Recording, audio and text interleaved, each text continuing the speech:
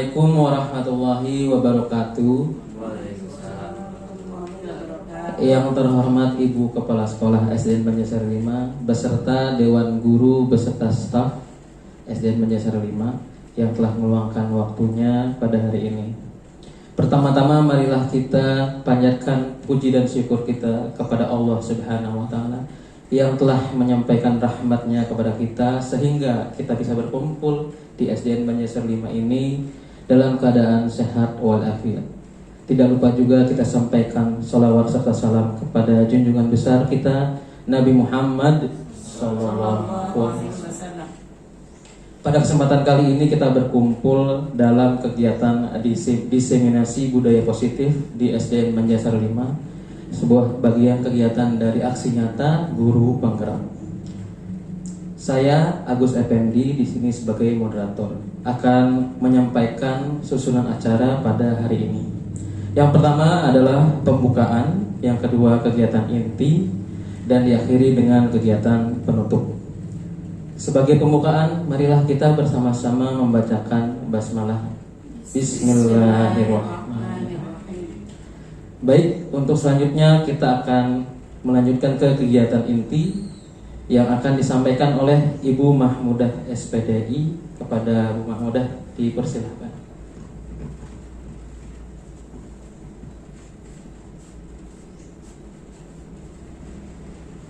Assalamualaikum warahmatullahi wabarakatuh. Waalaikumsalam warahmatullahi wabarakatuh. Yang terhormat Ibu Kepala Sekolah SDN Banjarsari 5, yang terhormat Dewan Guru beserta staf SDN Banjarsari 5. Alhamdulillahirabbil alamin wa bihi nasta'inu ala umurid dunya waddin. Wassalatu wassalamu ala asyrafil anbiya'i wal mursalin wa ala alihi wa sahbihi ajma'in. Rabbi shrah li sadri wa yassir li amri wahlul 'uqdatam min lisani yafqahu qawli. Amma ba'du. Pertama-tama marilah kita panjatkan puji syukur kehadirat Allah Subhanahu wa Ta'ala yang telah memberikan kesehatan kepada kita semua sehingga kita bisa berkumpul dalam rangka diseminasi budaya positif di SDN Banjarsari ini. Sholawat beserta salam semoga kita selalu tercurahkan kepada baginda Nabi besar kita Muhammad Sallallahu Alaihi Wasallam. Semoga kita kelak semuanya mendapat syafaatnya dan sampai yaumul qiyamah. Amin amin ya rabbal alamin. Baiklah, terima kasih saya ucapkan kepada Ibu Kepala Sekolah dan Dewan Guru yang sudah meluangkan waktunya untuk acara diseminasi budaya positif ini. Selanjutnya di sini saya akan mencoba mensosialisasikan tentang budaya positif. Budaya positif ini tugas sebagai aksi nyata di modul 1.4, dan kami akan mencoba mensosialisasikannya di SDN Banjarsari 5 ini. Budaya positif adalah implementasi nilai-nilai atau keyakinan universal dan kebiasaan-kebiasaan yang diterapkan di sekolah. Budaya positif memiliki urgensi dalam pembentukan karakter anak. Sekolah sebagai institusi pembentukan karakter memiliki peran penting dalam pembentukan karakter murid. Pelaksanaan budaya positif di SDN Banjarsari 5 pada dasarnya sudah dilaksanakan oleh seluruh warga sekolah. Hanya saja masih memerlukan perhatian khusus, belum terlaksana secara konsisten dan berkelanjutan. Perlu upaya dan dorongan dari semua pihak agar budaya positif ini akhirnya bisa menjadi kebutuhan bersama yang akan mencetak karakter profil pelajar Pancasila. Pengembangan budaya positif di sekolah adalah tugas seluruh warga sekolah termasuk guru dan kepala sekolah. Masing-masing guru maupun kepala sekolah tentunya memiliki inisiatif dan cara tersendiri sesuai pemahamannya dalam menerapkan budaya positif untuk mengatasi masalah yang dihadapi. Sebagai fasilitator yang selalu digugu dan ditiru, guru harus memiliki kesamaan persepsi atau kesepahaman tentang cara yang benar menerapkan budaya positif di sekolah. Perlu dilakukan refleksi penerapan budaya positif yang sudah diterapkan selama ini dan persamaan persepsi tentang konsep budaya positif yang benar sesuai filosofi pemikiran Ki Hajar Dewantara.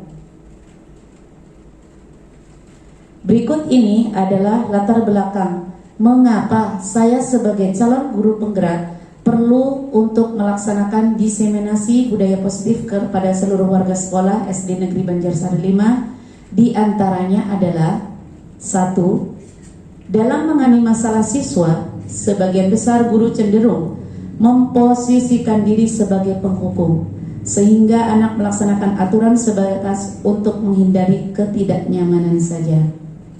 2. Kedisiplinan siswa masih rendah karena anak belum memiliki motivasi intrinsik untuk melaksanakan budaya positif yang ada di sekolah. 3. Belum terjalin komunikasi yang baik antara siswa, guru, dan orang tua. Yang kedua, tujuan. Dalam pengimbasan pemahaman budaya positif di lingkup SD Banjarsari 5 ini, tujuan yang ingin dicapai adalah 1. Guru dan tenaga kependidikan di SD Banjarsari 5 dapat memahami konsep-konsep budaya positif sesuai dengan filosofi Ki Hajar Dewantara. 2. Menumbuhkan budaya positif di sekolah. 3. Memberikan pemahaman teori motivasi, hukuman, dan penghargaan restitusi. 4. Memberikan pemahaman tentang keyakinan kelas. 5. Memberikan pemahaman teori kebutuhan dasar manusia dan dunia berkualitas. 6. Memberikan pemahaman teori 5 posisi kontrol. 7. Memberikan pemahaman teori segitiga restitusi yang terdiri dari menstabilkan identitas, validasi tindakan yang salah, dan menanyakan keyakinan. Lini masa tindakan. Untuk melaksanakan sosialisasi pembentukan budaya positif di SDN Banjarsari 5 ini ditempuh dengan melaksanakan langkah-langkah sebagai berikut. 1. Koordinasi dengan kepala sekolah mengenai maksud dan tujuan serta penentuan waktu dan tempat pelaksanaan. 2. Mempersiapkan tim, materi, perlengkapan yang diperlukan dalam kegiatan. 3. Pelaksanaan peimbasan pemahaman budaya positif di SDN Banjarsari 5. Dukungan. Di dalam pelaksanaan kegiatan aksi nyata pengimbasan modul 1.4 yang dilaksanakan di SD Banjarsari 5, calon guru penggerak mendapat dukungan, diantaranya adalah sarana dan prasarana berupa tempat kegiatan, laptop, proyektor, sound system, dan jaringan internet. 2. Dukungan dan respon positif dari kepala sekolah. 3. Respon positif dari rekan sejawat SDN Banjarsari 5. Perubahan paradigma. Perubahan paradigma dalam pembelajaran sesungguhnya menjadi faktor kunci dalam meningkatkan mutu pendidikan ke arah lebih baik. Kepala sekolah sebelumnya memposisikan diri sebagai atasan harus berubah menjadi seorang leader, lebih banyak mendengar, yakni mendengar apa yang diharapkan masyarakatnya di sekolah, dan guru menjadi teman diskusi yang menginspirasi peserta didik. Kita perlu menyadari bahwa guru penggerak bukan hanya soal tugas dan peran guru, termasuk keterlibatan stakeholder. Mengembangkan proses pembelajaran menyenangkan akan mendorong siswa memiliki kemampuan berpikir kritis, kreatif, dan mampu berkolaborasi. Tugas berat guru mengemban visi misi pendidikan jauh ke depan adalah meningkatkan mutu dan kualitas pendidikan. Begitu strategisnya peran guru dalam mempersiapkan SDM Indonesia, maka pemerintah mengapresiasi jasa guru dari murid dan wali murid. Nilai-nilai seperti keadilan, rasa hormat, kejujuran menjadi bagian pembelajaran sehari-hari, baik di dalam maupun di luar kelas. Siswa-siswi diberikan banyak kesempatan untuk mempraktekkan perilaku moralnya melalui kegiatan pembelajaran, memberikan pelayanan, disiplin maupun pengelolaan kelas hendaknya menjadi fokus dalam memecahkan masalah dibandingkan hadiah dan hukuman. Pembelajaran berpusat pada guru harus ditinggalkan. Beralih ke kelas demokrasi, guru siswa berkumpul membangun kesatuan, norma, dan memecahkan masalah. Selanjutnya, disiplin positif. Disiplin positif merupakan unsur utama dalam konsep budaya positif. Kata disiplin identik dengan kepatuhan. Jika di bawah keadaan pembelajaran, maka terbayang adalah murid yang patuh pada tata aturan sekolah. Jika melanggar akan terkena hukuman. Namun, konsep disiplin positif mengacu kepada bagaimana seorang guru membimbing muridnya dalam menumbuhkan disiplin diri karena motivasi internal untuk mewujudkan murid yang merdeka. Hal ini selaras dengan pernyataan Ki Hajar Dewantara bahwa murid yang merdeka memerlukan kedisiplinan diri. Dengan memiliki disiplin diri, maka seorang akan mampu mengontrol diri dan menentukan sikap yang mengacu pada nilai yang diyakini. Disiplin diri membuat seorang mampu menggali potensinya untuk tujuan yang bermakna. Tujuan dari disiplin positif adalah menanamkan positif yang ketiga pada murid-murid kita, yaitu untuk menjadi orang yang mereka inginkan dan menghargai diri sendiri dengan nilai-nilai yang mereka percaya. Ketika murid-murid kita memiliki motivasi tersebut, mereka telah memiliki motivasi intrinsik yang berdampak jangka panjang, motivasi yang tidak akan terpengaruh pada adanya hukuman atau hadiah. Mereka akan tetap berperilaku baik dan berlandaskan nilai-nilai kebajikan, karena mereka ingin menjadi orang yang menjunjung tinggi nilai-nilai yang mereka hargai. Motivasi perilaku manusia. Menurut Dian Gosen dalam bukunya Restructuring School Discipline menyatakan ada 3 alasan motivasi perilaku manusia, yaitu untuk menghindari ketidaknyamanan atau hukuman, 2. Untuk mendapatkan imbalan atau penghargaan dari orang lain, 3. Untuk menjadi orang yang mereka inginkan dan menghargai diri sendiri dengan nilai-nilai yang mereka percaya. Dari ketiga motivasi perilaku manusia dalam mewujudkan disiplin positif yang harus ditanamkan dalam murid-murid adalah motivasi yang nomor 3. Karena dengan memiliki motivasi tersebut, mereka telah memiliki motivasi intrinsik yang berdampak jangka panjang, motivasi yang tidak akan terpengaruh pada adanya hukuman atau hadiah. Mereka akan tetap berperilaku baik dan berlandaskan nilai-nilai kebajikan, karena mereka ingin menjadi orang yang menjunjung tinggi nilai-nilai yang mereka hargai.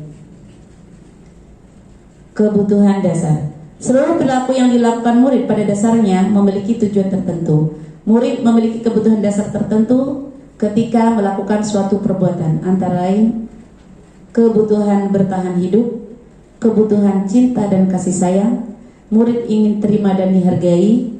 Ketiga, kebutuhan penguasaan, yaitu kebutuhan pengakuan atas kemampuan. Selanjutnya, kebutuhan kebebasan, yaitu kebutuhan akan pilihan. Kebutuhan kesenangan, yaitu kebutuhan untuk merasa senang. Posisi kontrol. Menurut Dian Gosen, terdapat 5 posisi kontrol. 1. Posisi penghukum. 2. Pembuat orang merasa bersalah. 3. Teman. 4. Pemantau. Dan 6. Manajer. Nah, di sini kita sebagai guru, posisi manakah yang sudah kita terapkan di sekolah kita? Yang paling ideal di posisi kontrol ini adalah posisi manajer. Yang pertama, posisi kontrol penghukum. Seorang penghukum bisa menggunakan hukuman fisik maupun verbal.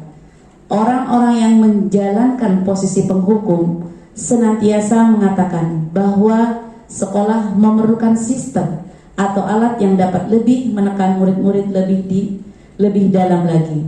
Guru-guru yang menerapkan posisi penghukum akan berkata seperti ini: patuhi aturan saya, atau awas.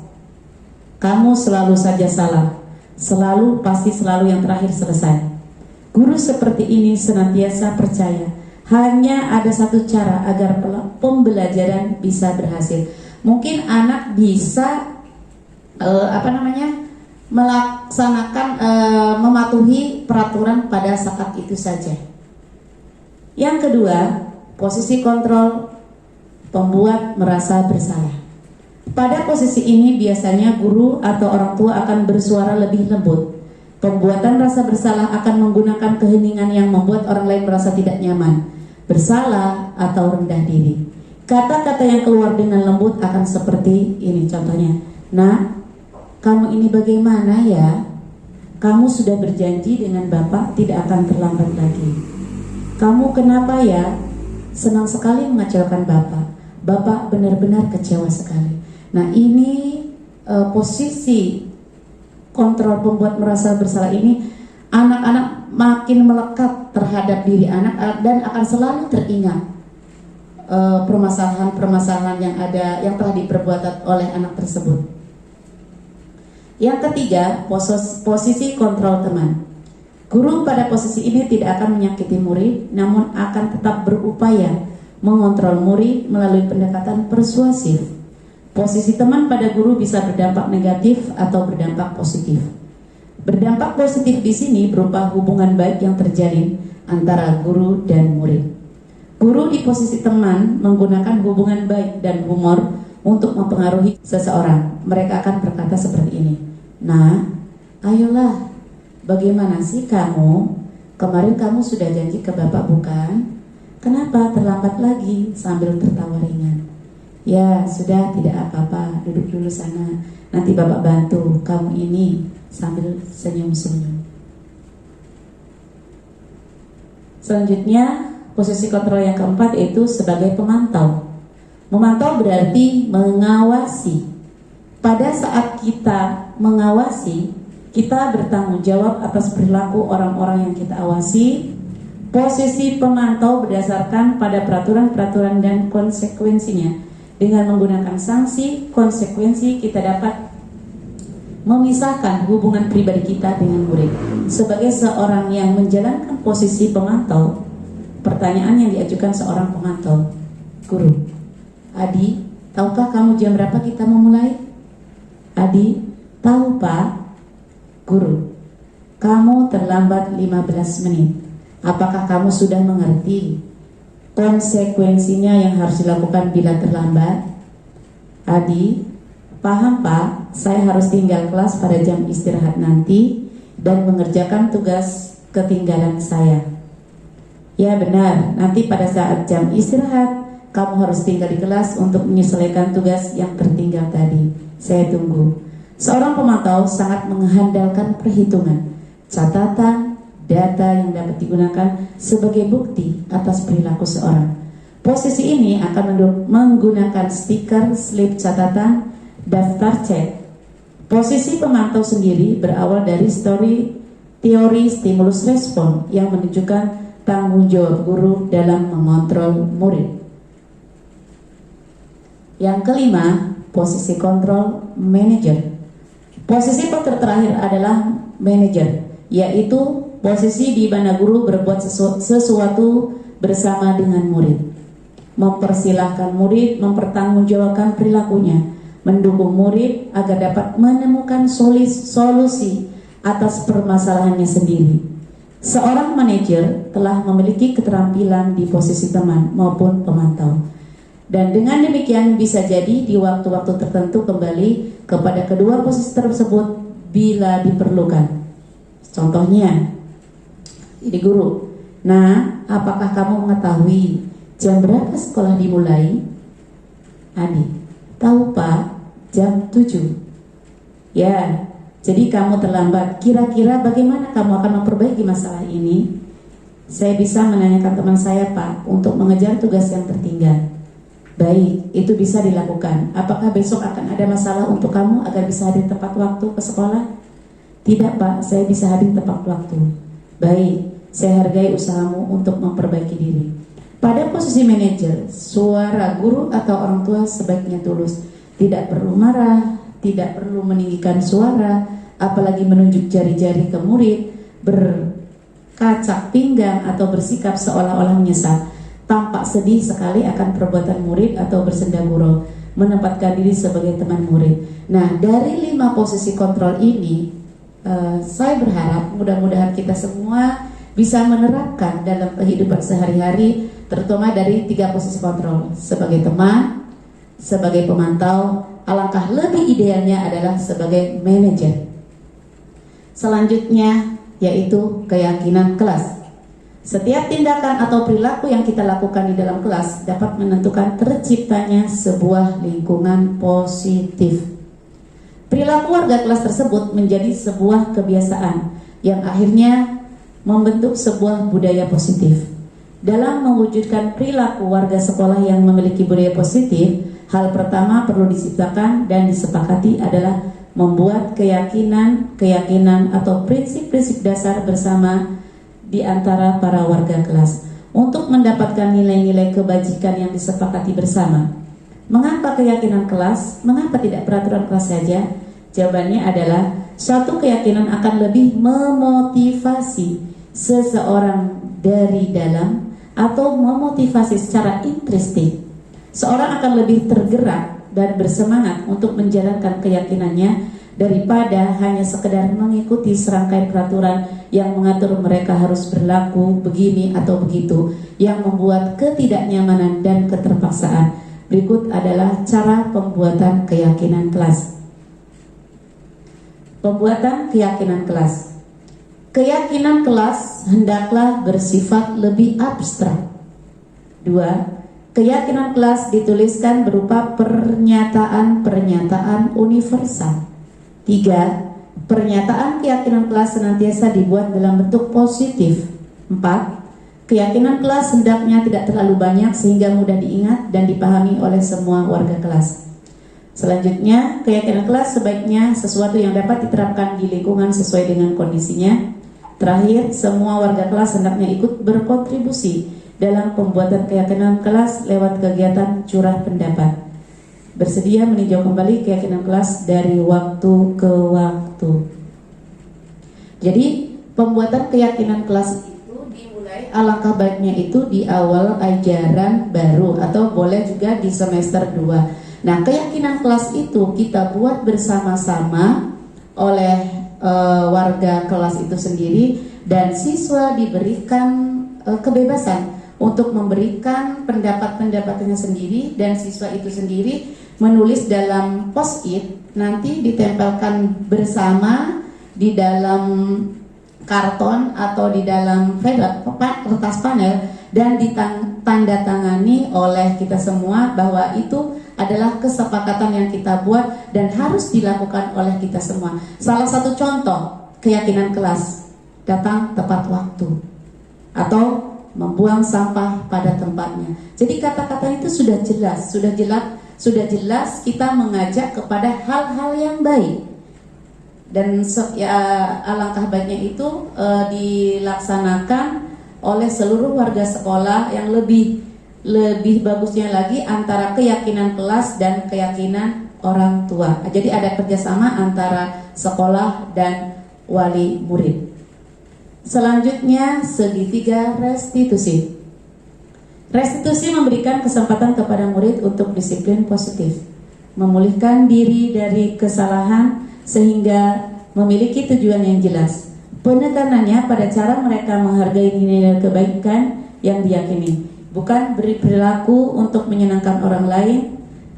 Restitusi membantu murid untuk jujur pada dirinya sendiri dan mengevaluasi dampak dari kesalahan yang dilakukan. Restitusi memberikan penawaran, bukan paksaan. Sangat penting bagi guru menciptakan kondisi yang membuat murid bersedia menyelesaikan masalahnya dan berbuat lebih baik lagi. Guru dapat menggunakan kalimat seperti, semua orang pasti pernah berbuat salah, bukan malah menyudutkan dengan memperjelas kesalahannya. Terdapat 3 langkah pada restitusi atau kita kenal dengan segitiga restitusi, yaitu 1. Menstabilkan identitas, 2. Validasi tindakan yang salah, 3. Menanyakan keyakinan. Ketiga langkah ini dideskripsikan pada contoh berikut ini. Segitiga restitusi yang sudah saya paparkan tadi, yang ada 3. Yang pertama, menstabilkan identitas. Pada tahap ini, peserta didik diajak untuk tenang dan kembali ke suasana hati, di mana proses belajar dan penyelesaian masalah bisa kita lakukan. Guru dapat mengucapkan kata-kata sebagai berikut. Berbuat salah itu tidak apa-apa. Tidak ada manusia yang sempurna. Saya juga pernah melakukan kesalahan seperti itu. Kita bisa menyelesaikannya ini. Bapak Ibu tidak tertarik mencari siapa yang salah, tapi ingin mencari solusi dari permasalahan ini. Kamu berhak merasa begitu. Apakah kamu sudah menjadi teman yang baik buat dirimu sendiri? Yang kedua, validasi tindakan yang salah. Perbuatan yang salah pada peserta didik seringkali dilakukan untuk memenuhi beberapa kebutuhan pada manusia. Disinilah guru harus mampu memahami maksud perbuatan peserta didik tersebut. Guru dapat mengucapkan, padahal kamu bisa melakukan yang lebih buruk dari ini ya. Kamu pasti punya alasan mengapa melakukan hal itu. Kamu patut bangga pada dirimu sendiri karena kamu telah melindungi suatu yang penting buatmu. Kamu boleh mempertahankan sikap itu, tapi kamu harus menambahkan sikap yang baru. Yang ketiga, menanyakan keyakinan. Pada tahap ketiga ini, peserta didik siap untuk dihubungkan dengan nilai-nilai yang dipercaya dan menjadi orang yang dia inginkan. Guru dapat mengucapkan kata-kata berikut. Apa yang kita percaya sebagai kelas atau keluarga? Apa nilai-nilai umum yang telah kita sepakati? Apa bayangan kita tentang kelas yang ideal? Kamu mau menjadi orang yang seperti apa? Pada bagian dasar segitiga merupakan langkah pertama restitusi, yaitu menstabilkan identitas. Bagian ini bertujuan merubah orang yang merasa gagal karena berbuat salah menjadi orang yang sukses. Kita harus mampu meyakinkan mereka, misalkan dengan berkata, saya pernah melakukan hal yang sama denganmu. Ketika seorang dalam kondisi emosional, maka otak tidak mampu berpikir rasional. Kondisi ini sangat tepat kita gunakan untuk menstabilkan identitas. Kita membantu menenangkan mereka dan mencari solusi untuk permasalahannya. Menanyakan keyakinan kelas adalah langkah selanjutnya. Ketika langkah pertama dan kedua sukses dilakukan, maka anak lebih siap dikaitkan dengan nilai-nilai kebajikan yang dia percaya dan berpindah menjadi orang yang dia inginkan. Kehidupan masa depan yang mereka inginkan sangat penting ditanyakan. Ketika gambaran masa depannya sudah ditemukan, maka guru dapat membantu mengarahkan mereka tetap fokus pada gambarannya. Segitiga restitusi dapat menumbuhkan motivasi internal murid untuk disiplin positif dan terbiasa mencari solusi dengan permasalahannya. Pelaksanaan aksi nyata modul 1.4 budaya positif yang dilakukan di SD Banjarsari 5. Dalam aksi nyata ini, pembelajaran yang bisa diambil oleh calon guru penggerak, di mana calon guru penggerak mendapatkan pengalaman yang sangat berharga dalam merencanakan, menyiapkan, dan melaksanakan suatu kegiatan diseminasi secara mandiri dan kolaboratif dengan rekan-rekan calon guru penggerak lainnya. Dan diharapkan terbentuknya keyakinan kelas, siswa merasa bertanggung jawab untuk menjalankan keyakinan kelas tersebut sehingga terciptanya budaya positif yang relevan. Dengan memahami modul 1.4, harapannya adalah semoga saya dapat melakukan restitusi dengan baik dengan memilih posisi kontrol yang memiliki identitas sukses serta secara reflektif dapat meningkatkan peran kontrol saya di kelas, di satuan pendidikan, sehingga ada pergeseran paradigma atas pemahaman dan pengimplementasian posisi kontrol sebelumnya serta mewujudkan budaya positif di sekolah. Baiklah, hanya itu saja yang dapat sosialisasikan. Mudah-mudahan bermanfaat dan saya berharap kepada Bapak Ibu semua yang ada di SDN Banjarsari 5 mudah-mudahan bisa mengaplikasikannya dalam kehidupan sehari-hari, terutama dalam 5 posisi kontrol ini. Saya berharap kita semua menjadi mudah-mudahan kita bisa menerapkan dari 3 posisi, terutamanya posisi teman, posisi pemantau, dan alangkah baiknya menjadi posisi manajer. Mudah-mudahan yang saya dapat sampaikan ini bermanfaat. Kurang lebihnya mohon maaf. Wabillahi taufiq wal hidayah. Wassalamualaikum warahmatullahi wabarakatuh. Waalaikumsalam warahmatullahi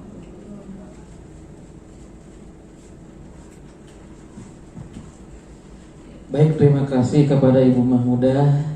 Demikian untuk acara utama atau kegiatan inti pada hari ini, yaitu diseminasi budaya positif di SDN Banjar 5. Semoga apa yang disampaikan oleh Ibu Mahmudah juga dapat diterapkan oleh teman-teman atau rekan-rekan kerja di SDN Banjar 5. Baik, untuk mengefisiensikan waktu, kita akan lanjut ke kegiatan penutup. Untuk kegiatan penutup ini, kita marilah bersama-sama mengucapkan hamdalah. Alhamdulillah. Ya, demikian acara ini kita tutup. Jika ada salah-salah kata dari moderator maupun dari pembicara, mohon dimaafkan. Wassalamualaikum warahmatullahi wabarakatuh. Waalaikumsalam warahmatullahi wabarakatuh.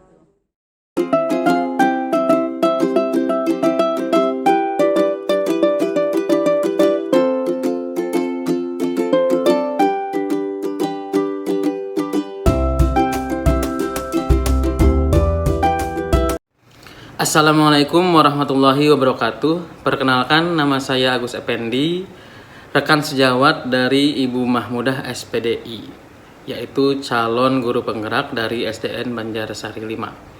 Setelah mengikuti pemaparan diseminasi oleh Bu Mahmudah tentang penerapan budaya positif di sekolah, hal-hal yang saya tangkap diantaranya adalah di sini peran guru adalah untuk mencari solusi ketika mendapati siswanya melakukan kesalahan atau misalnya tidak disiplin, sehingga anak-anak ini, para siswa ini dididik untuk melakukan perubahan, perbaikan menjadi lebih baik.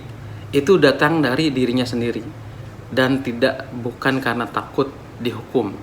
Karena di sini kita dididik guru untuk tidak menjudge anak bahwa ini salah siswa.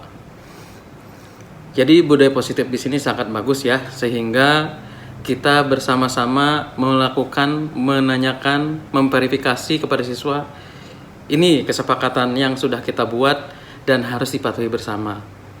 Dan semua peraturan-peraturan yang dibuat juga dibuat untuk semua berjalan dengan baik, sehingga mereka pada saat melaksanakan peraturan-peraturan di sekolah itu bukan karena terpaksa, tapi dari kesadarannya masing-masing.